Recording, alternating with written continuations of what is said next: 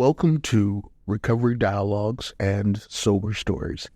Today's topic is the lifestyle changes that are crucial for long-term recovery.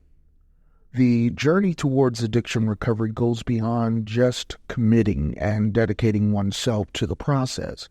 It requires significant lifestyle changes in addition to conventional treatment methods. These changes are crucial in enhancing the chances of a successful long-term recovery as they create a sense of purpose and fulfillment that supports the recovery journey. Sustainability is a vital aspect of this transformation. Individuals recovering from addiction are encouraged to prioritize personal well-being, environmental responsibility, and social awareness. This fosters a connection with the world around them, leading to a more fulfilling life. Developing healthy habits is also essential in the journey towards recovery. Addiction often stems from ingrained habitual behaviors, which must be confronted and replaced with healthier alternatives. Individuals can create an environment that supports sustained recovery by choosing new habits that promote sobriety and a healthy lifestyle. Post-traumatic growth is another crucial aspect of recovery. Overcoming the challenges and trauma of addiction can lead to new value systems, spiritual growth, and lifestyle changes. Social support, particularly from those who have successfully recovered, can enhance resilience and contribute to sustained recovery. Prioritizing physical health and well-being is also fundamental in supporting recovery. Regular exercise, balanced nutrition, and self-care activities can improve overall well-being. These lifestyle changes improve physical health and contribute to mental and emotional wellness. For example, regular exercise can reduce cravings and improve mood, which is crucial for a solid foundation in long-term recovery. Monitoring progress and celebrating achievements, no matter how small, is also essential. Frequent assessment of progress is a powerful motivator, encouraging individuals to continue making positive choices. Celebrating these achievements reinforces positive behaviors and boosts self-confidence, which contributes to the commitment to the recovery journey. The journey towards long-term addiction recovery requires a profound shift in a lifestyle encompassing sustainable practices, healthy habits, post-traumatic growth, prioritizing health, and recognition of progress. Every individual's journey is unique, and different lifestyle changes will resonate with different people. However, embracing these changes can lead to a healthier, happier, and more fulfilling life in recovery.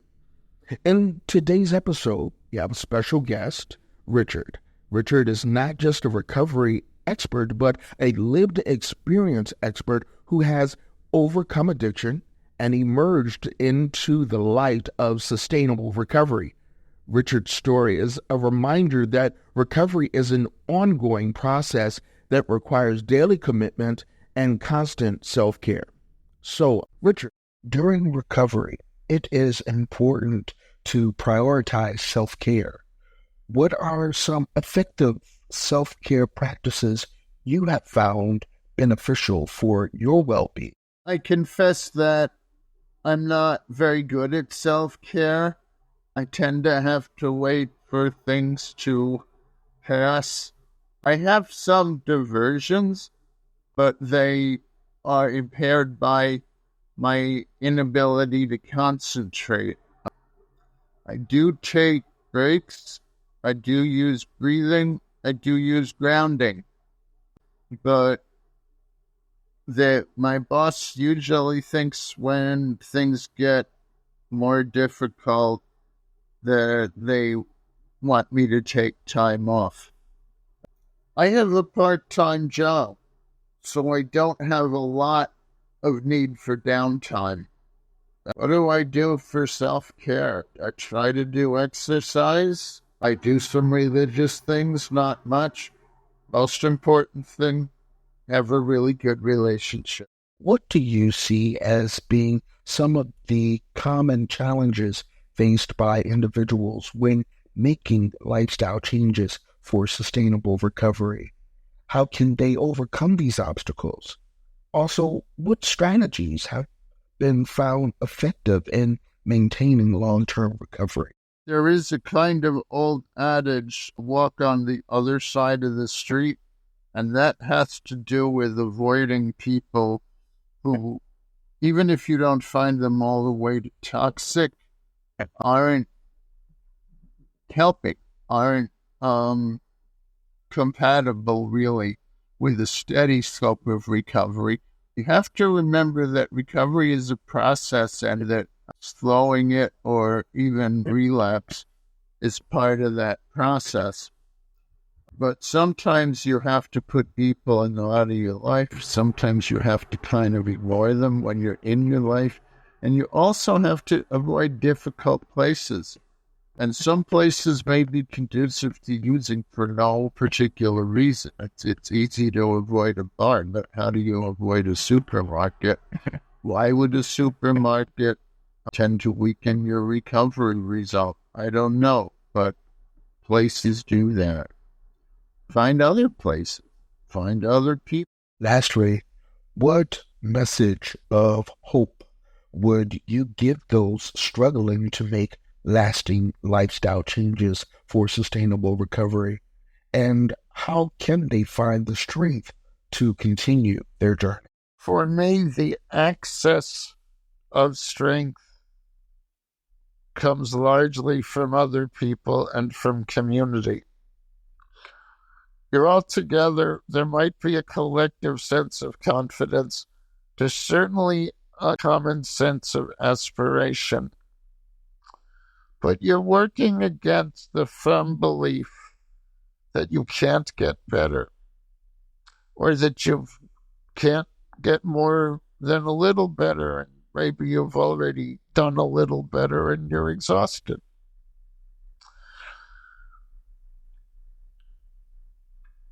We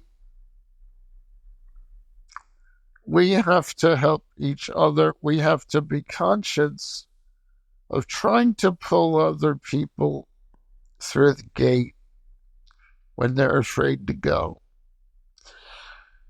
So the encouragement of other people, even by those of us who don't feel encouraged for ourselves, that'll make you better. I'm not a great believer in the power of positive thinking, but the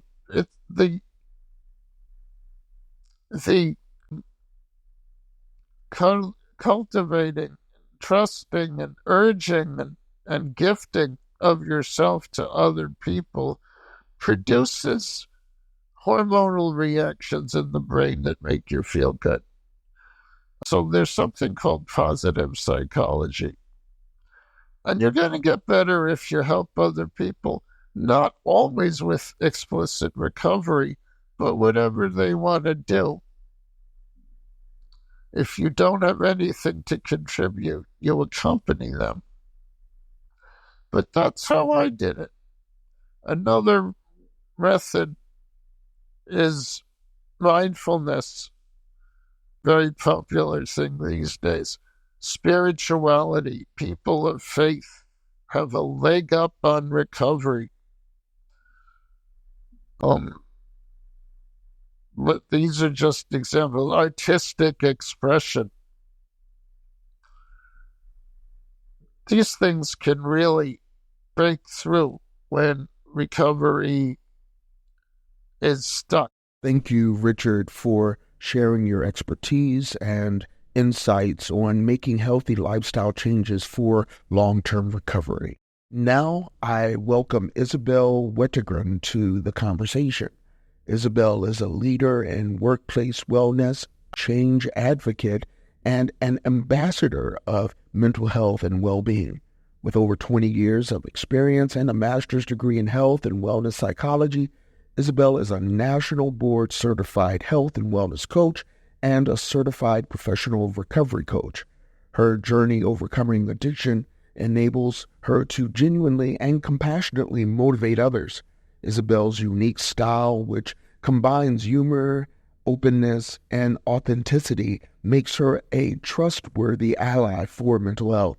Join us as we delve into her expertise and passion for optimal wellness. Isabelle, how can individuals in recovery establish and maintain a consistent routine that promotes overall well-being? What practical steps can they take? So to promote well-being, we have to really pause and think about, what does well-being mean to me? What are some of the things that energizes me? That's basically, to me, that's my definition of well-being. Like, when do I feel at my best? What are the conditions? Who are the people that I'm around? What are the things that are around me? What activity am I doing that really energizes me? Do I find myself in nature, with pets, with a certain group of people? Practicing mindfulness is a very important way to develop this overall well-being. You're cultivating this sense of awareness with your body, with your emotions, and with your mind. And that takes time. One of the things that I did early in recovery was that I stopped using and drinking and using drugs, and I started investing in pedicures. So to this day, 15 years later, I still get monthly pedicure. This is a practice that each time I'm going to the nail shop, I am reminded that I have 1 month longer of recovery. Another thing that is important to do is to avoid what depletes our energy. Learning to say no can be a form of self-care as well. If you're invited to an event where you know the alcohol is going to be flowing and alcohol is your trigger, you have the power to say no. So really prioritizing your recovery is the most efficient way to cultivate self-care and well-being. Building positive relationships is crucial in the journey of recovery. How can individuals recovering from substance use disorders navigate and cultivate healthy relationships that support their sobriety and mental well-being?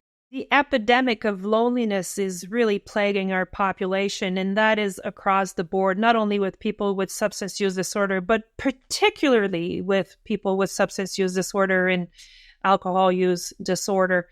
And that is because we have, there's this shame component. Like, if you see the fullness of me, if you saw my whole self, you wouldn't accept me. So really, in creating a positive network and a sense of belonging, I would highly, highly recommend that people join a recovery-minded community. They come from all sorts of modalities. There's She Recovers, that is an online community for women. There's church-based, there's group therapy, there's all sorts of recovery communities. There's 12-step program. Basically, is surrounding yourself with a community of people where everyone genuinely wants everyone to succeed. You want to be a space where people can trust one another, and they share stories and solutions. So, if I'm recovering by myself, I am depriving others from hearing my stories of overcoming certain challenges. So it's a multiplier. Really, joining a recovery community is a multiplier of recovery. Self-care is essential in recovery, but people often face challenges in prioritizing it. What effective self-care practices can help individuals maintain success on their recovery journey and nurture overall well-being? Life happens, and it is part of recovery that sometimes we might get derailed. One of the effective strategy is to really being able to identify triggers, and respond to triggers in a way that will not compromise our sobriety. Families can be a huge trigger. So really learning ways to appropriately respond. And again, I'm plugging in mindfulness here. Mindfulness is this beautiful practice that allows you to, over time, build a skill or the ability to more appropriately respond to triggers. Setting healthy boundaries is a very, very efficient way.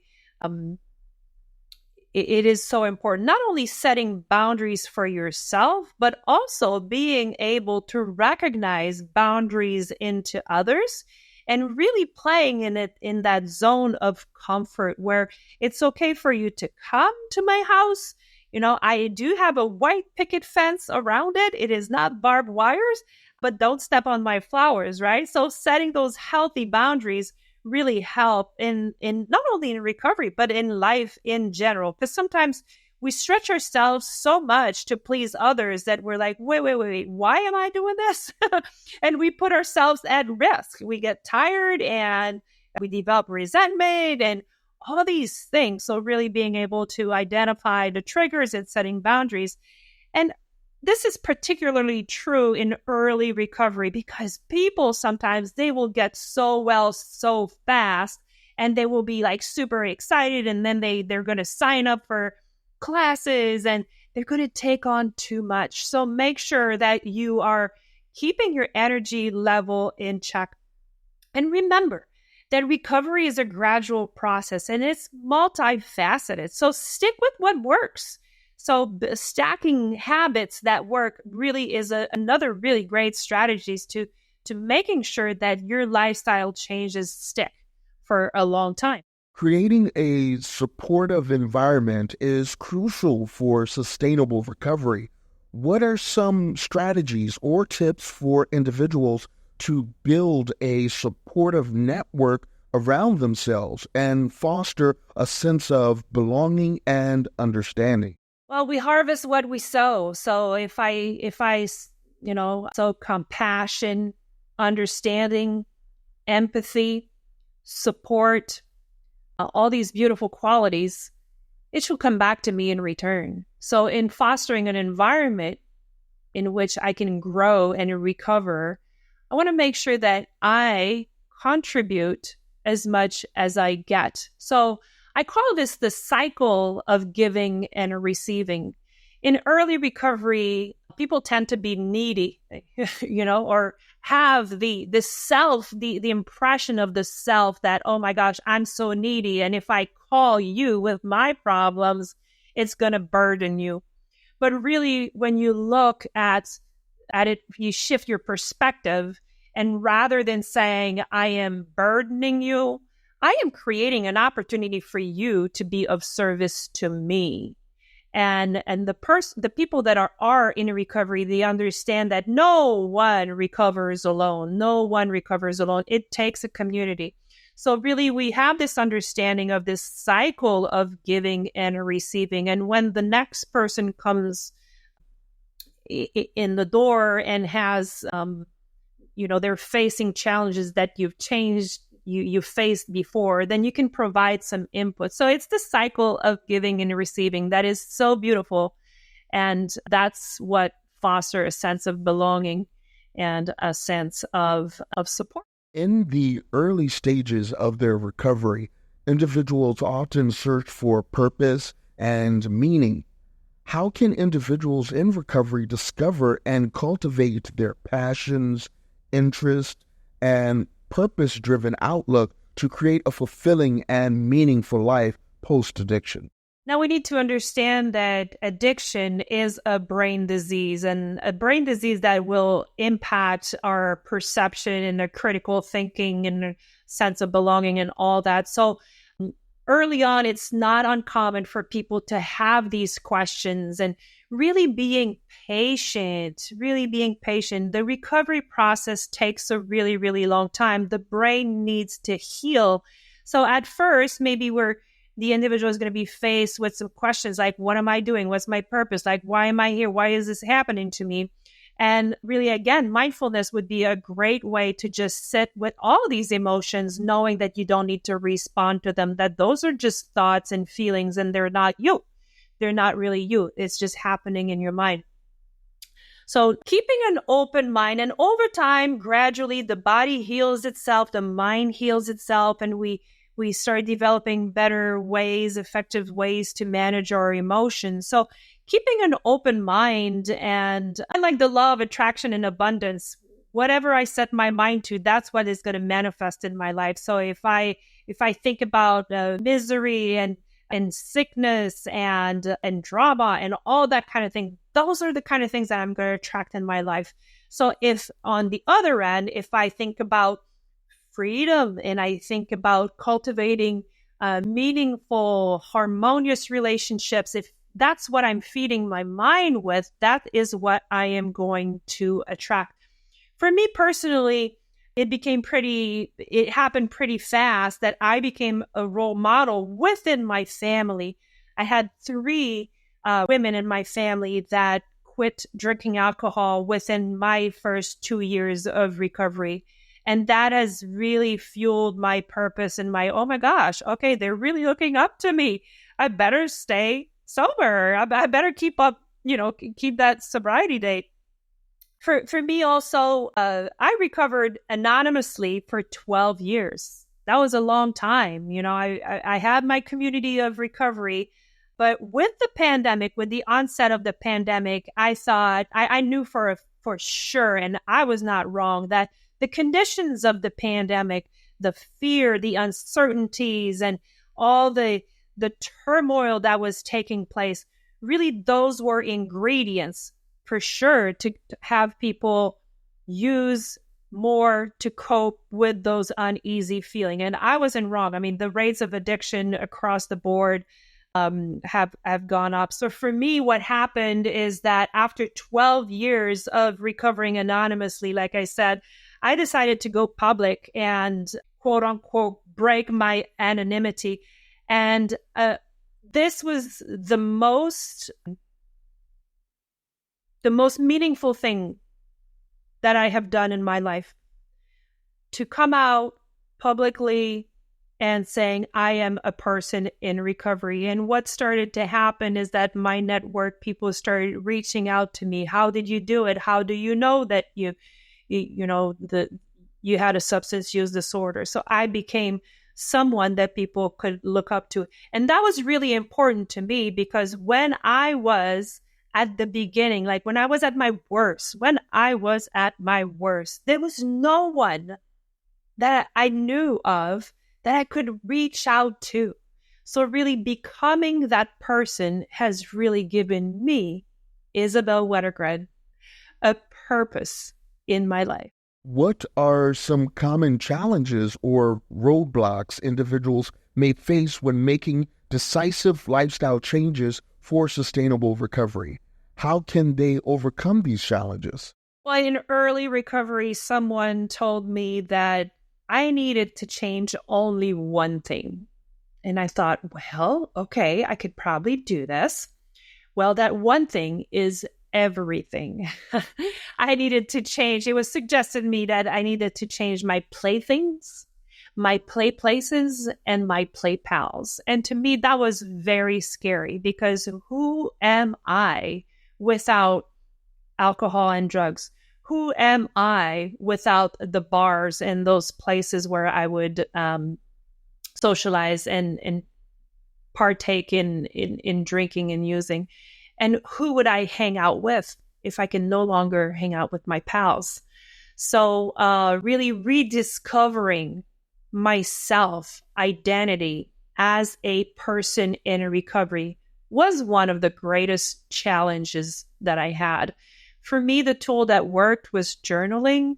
I was able to see it on paper, the people, the specific names of the people that were supportive of my effort, the places where I'm like, okay, I can't go there anymore. The places where, okay, well, let me go explore this one. I discovered museums. Like, I had never really spent that much time in museums. Museums are fascinating, and coffee shops. And, I developed some new passions. And that's what recovery is all about. It just really frees us. It's total freedom to go outside and try new things, meet new people, and hang out in new places. How can individuals in recovery stay motivated and committed to their new lifestyle changes? There any specific strategies or practices to help them stay on track? each and every individual need to figure out for themselves what motivates them.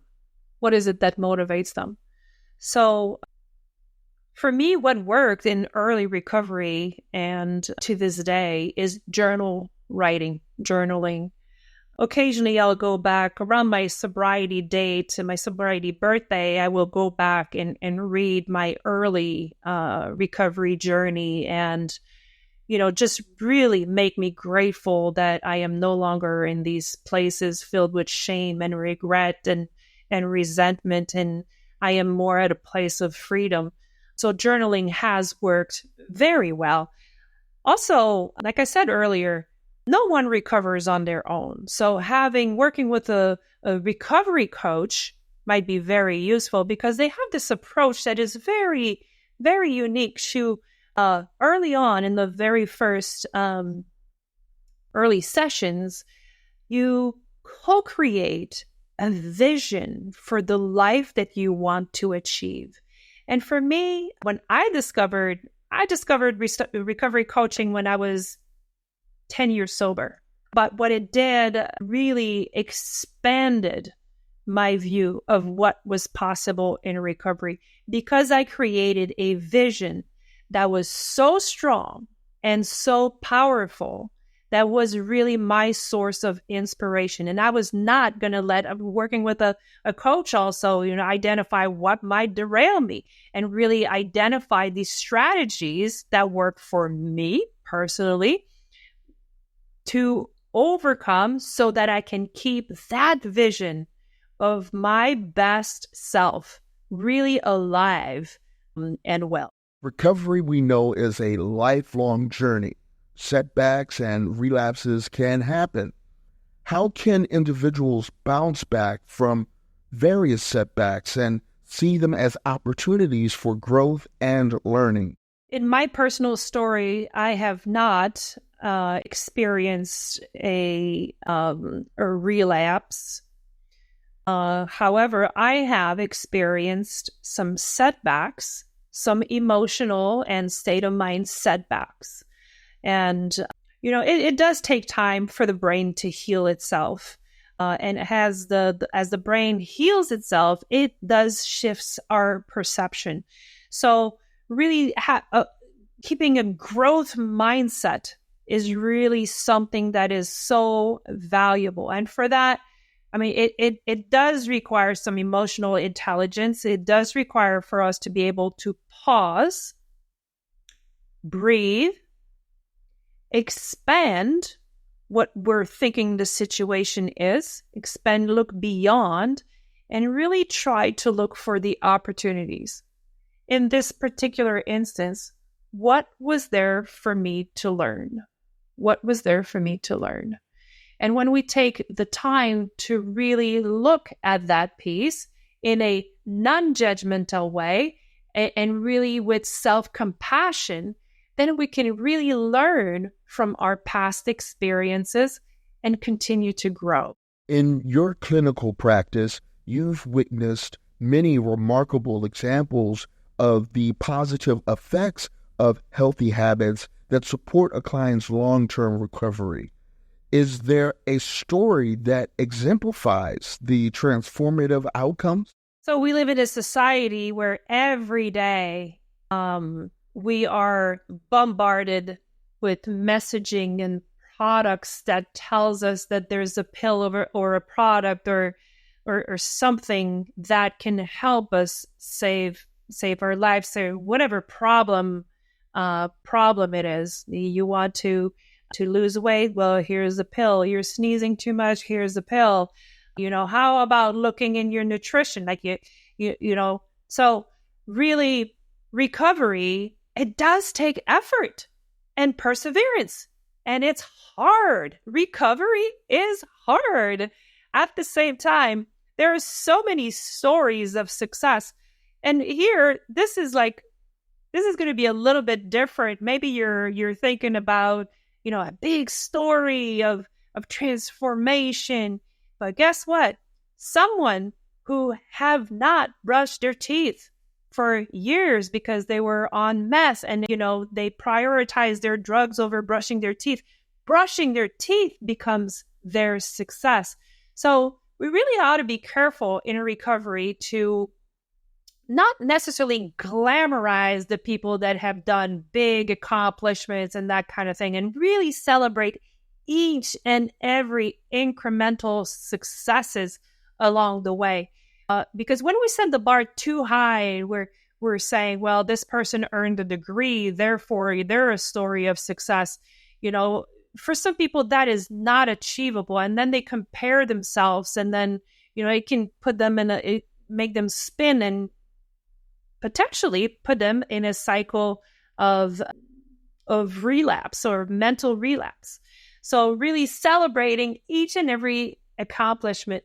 For me in my personal life, I remember during the active phase of my addiction, I was holding this Long Island tea that was filled with alcohol, and my little daughter, who was 3 at the time, she was standing in front of me, and she says, "Sip, sip." She wanted a sip of my drink, and every time I would refuse. I'd say, no, that's not for you. She was 3 at the time. I'm getting emotional when I'm saying this story here because I haven't talked about it for a while, but every time I would say no to her, it was like I was denying a piece of myself to her. And that was part of the self-stigma that I was feeling myself. But let me tell you, when I stopped drinking, and this time when my daughter came to me with her sweet little face and she said, "Sip," and I was able to share my drink with her, that was lift off. Like, oh my gosh, I no longer withhold this thing. Like it was just a very, very small thing. But for me in my recovery, and everybody's recovery and their story is unique, for me in my recovery, that was a significant win in my life. Lastly, what are some aspects of lifestyle changes in recovery that you believe deserve more attention and focus, but are often underappreciated or overlooked? One of the lifestyle change that is often overlooked, in my opinion, and this is totally biased because I have a background in kinesiology, is the importance of having physical activity throughout the day. And here I'm not just talking about like going to the gym for 30 minutes or 45 minutes, but really having an active lifestyle, adding movement anytime you can into your daily routine. So it can be rather than jumping in your car to go to the post office, you are walking to the post office. If you can surround yourself with others, that would be even better. So what happens when we are participating in physical activity, and this is especially true for moderate to vigorous activity, is that the brain and the body gets more oxygen, like the oxygen flow really gets activated, and that can help us repair some damage that we have done to the brain during our active phase of our addiction. Thank you, Isabelle, so much for your story, your insights, and your expertise. That's all for today's episode. I want to express my gratitude once again to Richard and Isabelle for sharing their insights and experiences. I also want to extend special thanks to our sponsor, Wish Recovery, for their dedication to providing comprehensive care and support to those struggling with substance use disorders and co-occurring mental health conditions. Their rehabilitation services are invaluable to anyone seeking lasting recovery. If you or someone you know needs help, consider contacting Wish Recovery, a luxury rehab and detox center that will meet you where you are, no matter what stage of recovery you're in. We hope you'll join us again as we continue to explore the landscape of addiction and recovery through engaging conversations, inspiring stories, and valuable insights. If you haven't already, be sure to subscribe to our podcast so you don't miss out on upcoming episodes of Recovery Dialogues and Sober Stories.